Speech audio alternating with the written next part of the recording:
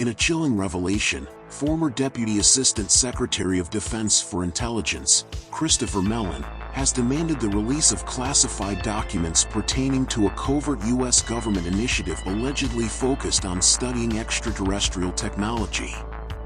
In a daring opinion piece for Politico, Mellon discloses his referral of 4 key witnesses to the secret of all-domain anomaly resolution office, who claim knowledge of this enigmatic program. Strikingly, Mellon divulges that other undisclosed sources have also reached out to him, corroborating the existence of a similar project. Mellon passionately argues that the truth surrounding UFO reverse engineering should be unveiled, asserting that the public deserves to know the potential advancements and possible threats lurking beyond our world.